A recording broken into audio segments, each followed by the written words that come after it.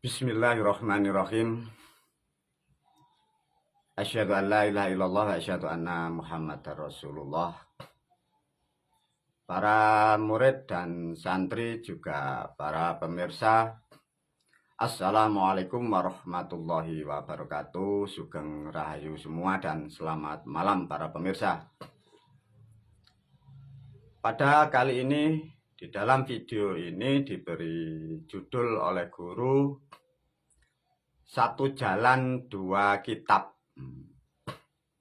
Apa para murid, para santri belum mendengarkan video guru pasti tertawa dulu. Judulnya Satu Jalan Dua Kitab ya. Nggak boleh tertawa ya. Kalau ingat gambar guru selalu tertawa. Apa maksudnya dari video ini? Kembali lagi, apapun yang disampaikan guru dan apapun yang diajarkan guru, terutama nomor satu, sebelum kalian para pemirsa mendapatkan suatu pencerahan, sebelum Anda mendapatkan suatu kebenaran, gunakan akal dan pikiran Anda dimanapun berada. Mengapa guru kok begitu? Sesungguhnya akal dan pikiran itulah rahmat yang tertinggi bagi bangsa manusia, ya. Tatkala pikiran itu sudah mati atau beku, celakalah manusia itu. Dan lebih celaka lagi, bangsa manusia itu mempelajari kehidupan, mempelajari spiritual, mempelajari nilai-nilai agama. Pikiran itu dibunuh dengan alasan tidak boleh dan tidak boleh, dan semua tidak akan pernah ada yang bisa disampaikan atau semua tidak bisa diterangkan. Hal-hal seperti itu tolong dikurangi ya. Gunakan pikiran Anda masing-masing. Sesuai dengan judul Satu Jalan Dua Kitab. Di dalam kehidupan manusia, khususnya di Indonesia, banyaklah hal-hal keyakinan dan kitab-kitab yang ada saja ada 6 ya. 6 agama, setiap agama mempunyai kitab masing-masing. Satu contoh, di dalam video ini menerangkan perjalanan rohani atau perjalanan iman seorang guru. Nah, ini. Jadi ini Al-Kisah ya. Di dalam kehidupan manusia di alam dunia, khususnya di Indonesia, keseharian manusia itu di dalam berbangsa dan bernegara, kita mempunyai kalender 2 di Indonesia. Yang satu memakai kalender Hijriah, yang satu memakai kalender Masehi. Dari terjadinya peristiwa seperti ini, ada sesuatu yang menarik bagi guru sehingga guru ingin menganalisa dan guru pun ingin mencoba kebenaran suatu budaya atau keadaan manusia. Satu contoh, tatkala sebagai manusia atau orang yang mempercayai tentang agama Islam dan sebagai umat Islam. Dan yang satu, manusia mempunyai keyakinan atau keimanan dengan agama Nasrani atau agama Kristen, mempunyai keyakinan yang tidak sama juga. Namun analisa atau faktanya, kedua keyakinan ini, kedua agama ini, kedua umat ini menempati dalam ruang waktu yang sama, ruang waktu yang dalam satu negara. Satu contoh, di dalam kalender Islam itu diterangkan tatkala bulan itu ada yang mengatakan bulan Rojab atau Rejab, Rojabiah. Siapapun yang mau melakukan puasa 2 hari diampuni dosanya yang sejak lahir sampai tahun sekarang. Dan dosa yang belum dilakukan itu sudah diampuni. Dari ceritanya kita begitu ya. Sudahlah biarin, meskipun kitab itu konyol, juga yang menceramahkan juga konyol, yang menjalankan pun juga pikirannya setak jadi tidak ngerti. Dosa belum dilakukan kok sudah diampuni. Tapi banyak pengikutnya ya, artinya begitu. Nah, terjadinya di situ janji kitab itu kan terjadi pada bulan Rejab. Tatkala manusia itu sudah melakukan 2 puasa itu atau 2 ibadah, diampunilah dosa sejak lahir sampai pada waktu melakukan puasa, dan diampuni dosanya sampai dia meninggal meskipun dosanya itu belum dilakukan. Subhanallah ya, kembali lagi ya, namanya sudah miss. Nah, dari cerita kitab itu diterangkan juga pada bulan Rajab, ya, pada bulan Rajab itu diterangkan segala bentuk amal catatan bagi umat yang beragama Islam itu semua dibawa ke langit, disetorkan. Nah, jadi catatan, jadi kalau bulan Rejab itu catatan ini dibawa ke langit, totalitas diantar ke langit.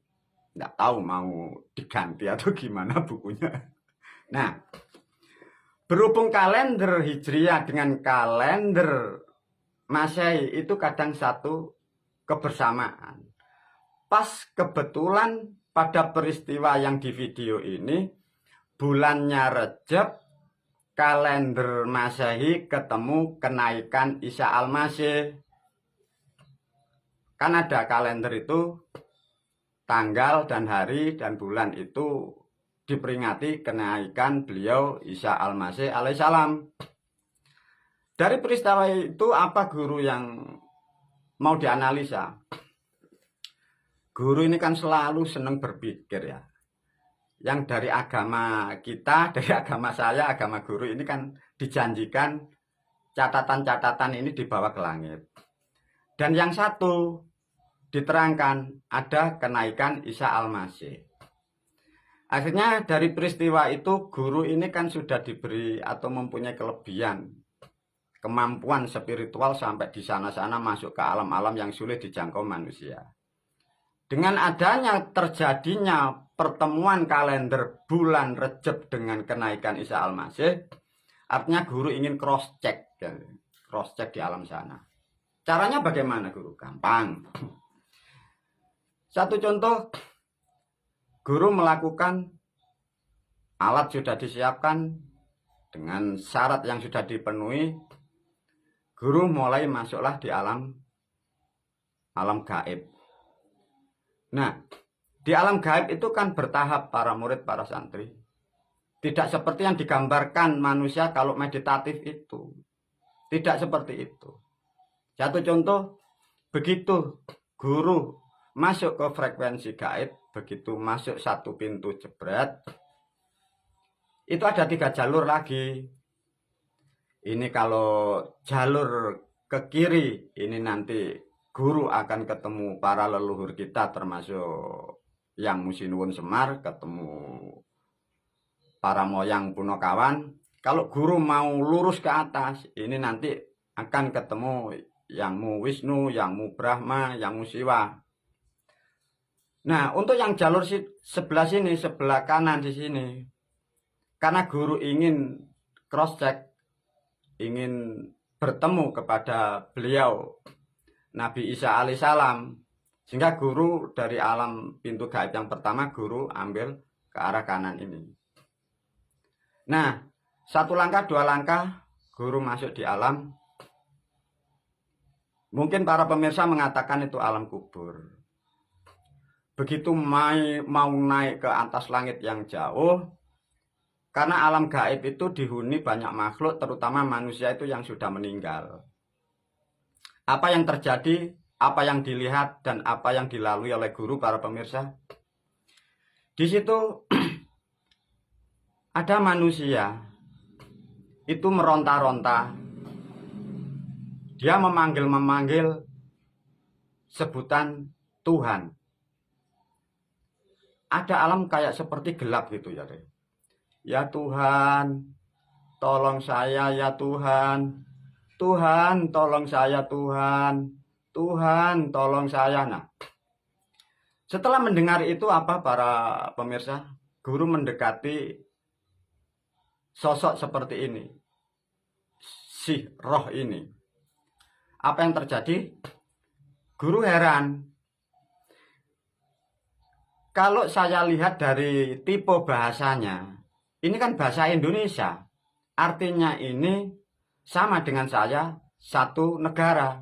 Karena bahasanya, ya Tuhan tolong, ya Tuhan tolong. Nah, yang di situ ada yang keanehan. Kalau bahasanya ya Tuhan, ini biasanya kan simbol dari agama Nasrani atau Kristen.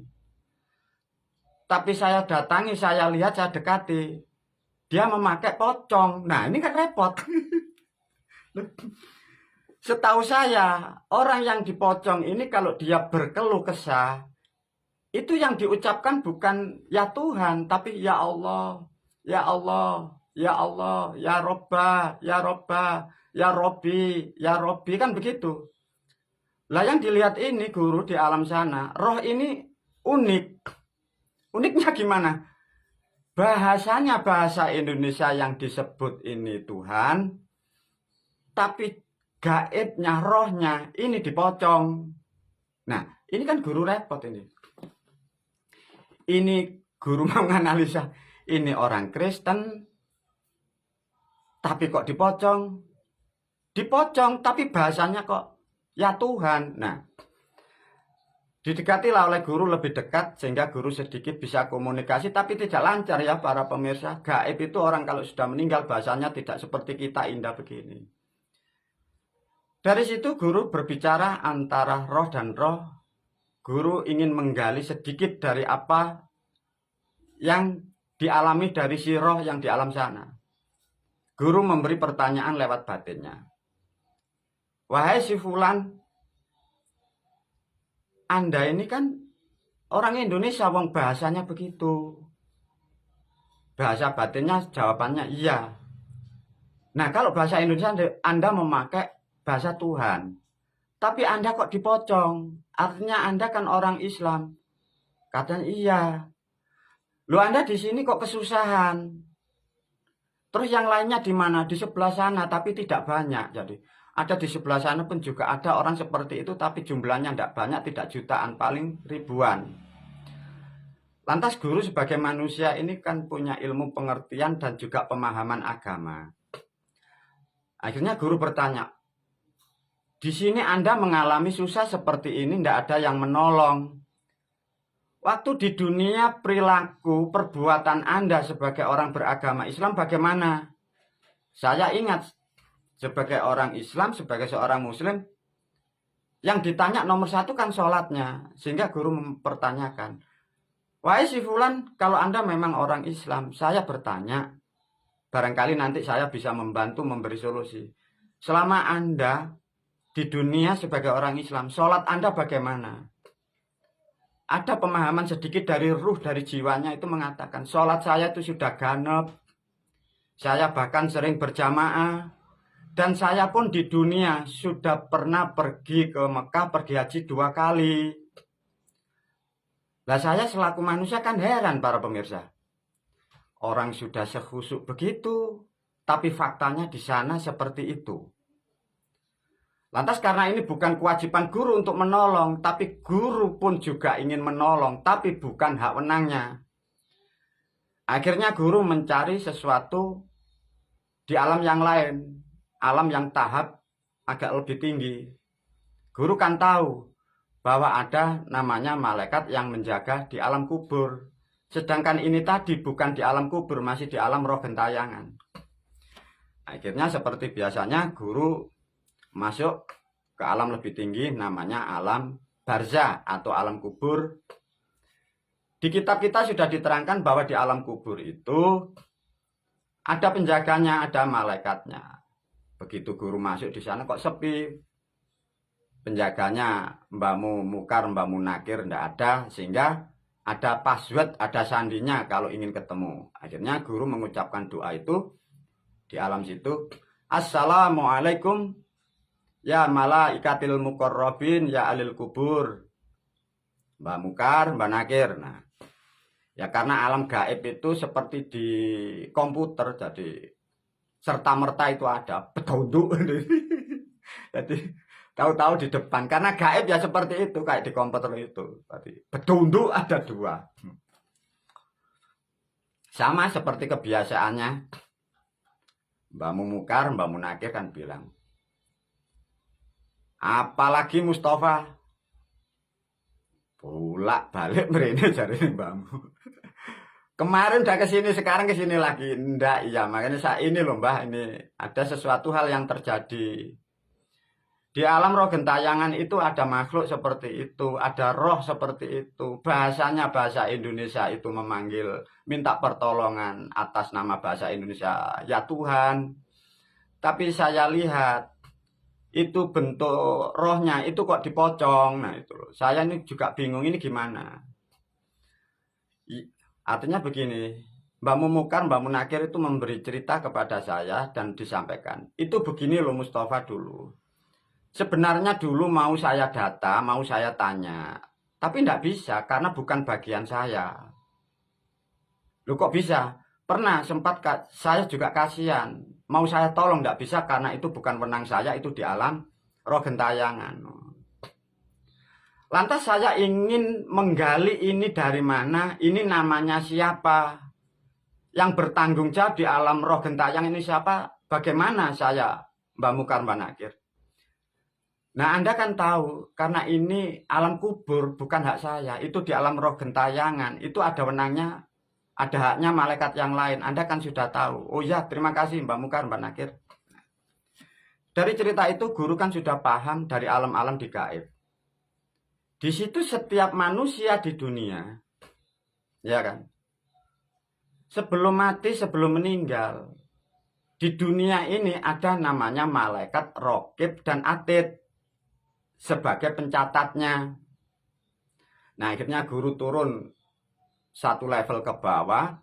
Cara turunnya bagaimana? Ya seperti kayak di film itu, celurut gitu. Nah, jika turunan di situ sama, alamnya sepi.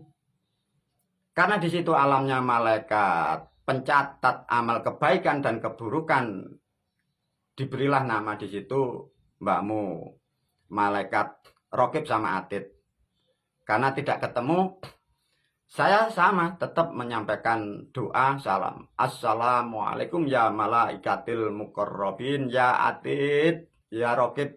Nah, sama seperti di komputer itu, bedondok kayak kaget. Nah, cuma aneh beda. Yang nampak ini hanya satu, kelihatannya ini malaikat si Atid kelihatannya. Kok enggak dua, padahal yang saya sebut itu kan dua. Akhirnya saya tanya, Assalamualaikum, Mbah, jenengan niki Mbah Raqib ta nopo Mbak Atid? Anda ini malaikat Raqib atau Atid? Karena itu bentuknya hampir sama loh, para pemirsa itu beda tipis. Akhirnya si malaikat ini menyampaikan dengan suara malaikat, dengan bahasa malaikat, aku adalah malaikat Atid, bagian pencatat amal kebaikan manusia. Nah, saya menyampaikan kepada malaikat, Mbah, di alam bawah sana, di alam roh gentayangan, saya tadi kan ingin bertemu kepada beliau Nabi Isa alaihissalam. Saya memakai jalur di sini. Kok melihat roh seperti itu? Bahasanya memakai bahasa Indonesia, yang disebut, yang dimintai tolong itu Tuhan. Tapi saya lihat itu kok dipocong, itu kan orang Islam, itu bagaimana? Nah, begini loh ceritanya Mustafa, tak kasih tahu ya. Dulu pun saya ingin membantu, ingin mendata. Karena datanya di sini enggak ada. Jadi cuman ada itu nama tapi enggak jelas. Terus nilai-nilai pahala itu tidak ada, tidak tercatat di sini loh. Lantas bagaimana malaikat Atid? Dia saya tanya, itu di dunia ibadahnya itu bagus, sholatnya itu rutin, sering berjamaah. Bahkan sudah pernah pergi haji 2 kali. Nyatanya di alam sini ini loh ndak ada catatan pahalanya. Loh lantas yang bertanggung jawab dengan catatan amal pahalanya siapa, Mbak? Kalau saya ndak pegang artinya ya si Raqib. Ya kalau begitu Mbak minta tolong saya ya, karena saya ndak tahu sekarang Mbak Raqib di mana. Tolong dihubungi sebentar ya, dihubungi dulu. Tuli. Nah, akhirnya malaikat si Raqib Datanglah dipanggil ini. Datang dengan pelan kelihatan itu, malaikat itu. Akhirnya dia datang di hadapan saya. Akhirnya si malaikat Atid menyampaikan kepada saya, "Sudah Mustafa, saya ada tugas yang lain. Ini mbahmu Rokib sudah ada, mau apa urusan panjenengan?" Nggih, Mbah. Akhirnya saya bertanya di situ para murid, para santri dan para pemirsa, "Mbah Rokib, ini terjadi ada makhluk, ada manusia, ada roh seperti ini bagaimana?" Ini ada manusia memakai bahasa Indonesia, minta bantuan dengan bahasa Tuhan. Tapi bentuk rohnya ini dipocong, ini bagaimana? Sedangkan dia kasihan seperti itu. Lantas, bagaimana sejarahnya ini, Mbak? Sebenarnya jiwa atau ruh ini kurang lebih 100 tahun bagi hitungan manusia di sana. Saya sendiri tidak bisa membantu dan saya sendiri tidak bisa mengadili. Loh, kok bisa begitu, Mbak Rokib? Itu ceritanya begini loh, Mustafa. Mengapa ada manusia seperti itu? Karena data yang jelas di catatan saya, ini cuma ada namanya saja, pahalanya tidak ada. Saya kan bertanya, sedangkan dia yang melakukan, saya tanya, ibadahnya itu rutin, bagus, sholatnya bagus, bahkan sudah pernah pergi haji 2 kali. Tapi faktanya di sini tidak ada catatannya. Saya kan berpikir, ini gimana ini? Saya sempat marah sama malaikat pencatat ini, sama malaikat Rokib. Loh, artinya Anda malaikat ini tidak benar diberi tanggung jawab oleh Tuhan kalau cara Anda seperti ini. Si malaikat ini malah membantah berani. "Hai Mustafa, Anda tidak boleh begitu. Aku tidak pernah salah. Yang salah adalah bangsa manusia." Loh, saya heran ya. Jadi bangsa malaikat ini menyatakan dan mengatakan, yang salah bangsa manusia. Saya berpikir, salah dari mana, orangnya sudah sebaik itu. Ada kesalahan yang fatal bagi bangsa manusia di alam dunia, khususnya di Indonesia. Loh, kok begitu, Mbah? Coba kamu tak kasih tahu. Nah, ini dikasih tahu bocoran. Ini datanya, namanya cuma ada, pahalanya tidak ada. Mengapa? Mengapa sih manusia ini, ruh jiwa yang gentayangan ini, itu kalau dia kesakitan, kalau dia dalam masalah, kalau sudah terjepit seperti itu, dia minta tolong menyebut atas nama Tuhan. Atas nama Tuhan Bapak, tolong. Tapi bentuk rohnya ini kan dipocong. Tak kasih tahu Mustafa. Karena manusia, ruh jiwa itu, yang gentayangan itu kecilnya, itu dari keluarga Nasrani, dari keluarga Kristen. Lah, karena dipengaruhi dari orang-orang pendakwah dan teman-temannya, sehingga dia itu terobsesi. Nah, orang-orang manusia di dunia, dia itu disebut mu'alaf. Saya heran, iya ya. Nah, saya bertanya, "Hei malaikat, sampean kok ngerti ya kalau orang seperti itu disebut mu'alaf?" Ya tahu, orang mu'alaf itu dari agama yang lain masuk di agama dari orang Arab itu disebut namanya mu'alaf. Lah, ruh yang gentayangan itu terjadinya seperti itu sejak kecil taat ibadah, baik dengan keluarga, baik dengan saudaranya, terpengaruh dari medsos, YouTube, terpengaruh dari teman-temannya di kantor. Dia ngikut, mengharapkan sesuatu ilustrasi yang surga itu. Dia ikut masuk di agama yang dari Arab, dia jadi mu'alaf itu. Lah, lantas hubungan pahalanya gimana ini, Mbak Rokib? Nah, kesalahan yang fatal bagi bangsa manusia tatkala mu'alaf dulu, Mustafa, itu waktu masuk agama Islam. Buku catatan yang dari agama Kristen itu tidak diserahkan dengan saya. sebagai pencatat di agama Islam. Duh, saya heran. Iya ya.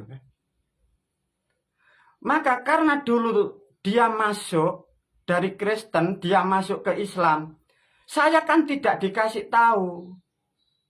Malaikat Atid pun tidak tahu, dan saya malaikat Rokib pun tidak tahu.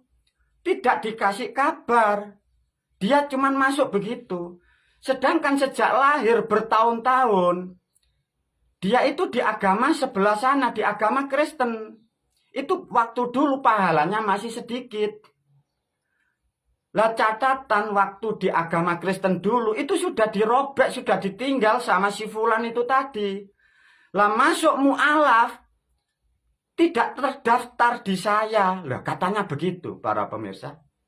Kata malaikat Rokib dan Atid sebagai pencatat amal ibadah orang Islam, itu tidak dapat konfirmasi bagi orang-orang yang mu'alaf itu. Artinya layak dan tepat pantas ya para pemirsa.